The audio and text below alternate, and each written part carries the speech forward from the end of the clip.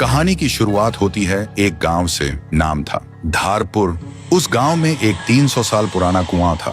लोग कहते थे हर आधी रात उस कुएं के अंदर से एक रोती हुई लड़की की आवाज सुनाई देती थी। लेकिन एक बात सबको हैरान करती थी, गांव में जो भी लड़का उस कुएं का पानी पीता 3 दिन के अंदर वो गायब हो जाता है। न लाश मिलती न आवाज। इसी गांव में शहर से एक लड़का आया था, रवि। वह छुट्टियों में अपनी नानी से मिलने आया था। उसने सुना था कि लोग अब भी उस कुएं से डरते हैं, लेकिन रवि सोचते हैं डर सिर्फ अंधविश्वास है और कुछ नहीं।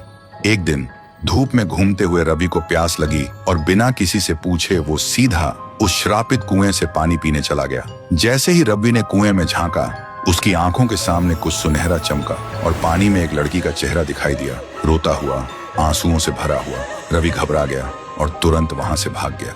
उस रात उसे नींद नहीं आई। हर वक्त लगता कोई उसे देख रहा है और बुला रहा है। अब उसे भी डर लगने लगा था। फिर सुबह रवि ने एक बुजुर्ग से पूछा, दादा, ये गांव का कुआं इतना डरावना क्यों है? बुजुर्ग हाँफते हुए बोलते हैं, बेटा, ये कुआं इतना भयानक क्यों है और उस कुएं में ऐसा क्या है जो सिर्फ लड़कों को ही अपना शिकार बनाता है? आज तक इसका राज कोई समझ नहीं पाया। रवि बोलता है, तो क्यों ना हम एक तांत्रिक को बुला लें जो इस राज का पता लगा सके।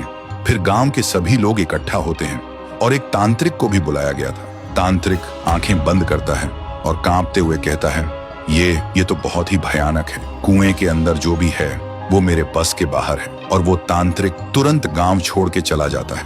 गांव वालों के चेहरे पे डर और गहरा हो जाता है। लेकिन रवि के मन में अब सवाल उठते हैं, उस दिन मैंने जो देखा, क्या वो सिर्फ मेरा वहम था? और आज तांत्रिक ने क्या देखा जो डर के भाग गया? उसी दिन अमावस्या की रात थी। रवि कुएं के पास एक पेड़ के पीछे छुप जाता है। ठीक आधी रात को कुएं के अंदर से एक अजीब सी आवाज आती है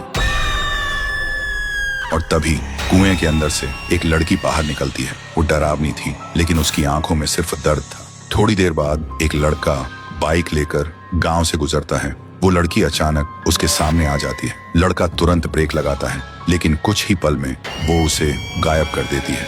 रवि ये सब देखकर हैरान रह जाता है। उसके दिमाग में एक ही सवाल घूमता है, ये कौन है और सिर्फ लड़कों को ही क्यों अपना शिकार बना रही है, लड़कियों को क्यों नहीं? तो दोस्तों, अगर आपको पता करना है कि कुएं में वो लड़की कौन है और वो सिर्फ लड़कों को ही क्यों अपना शिकार बनाती है, तो कमेंट करो, पार्ट 2 चाहिए।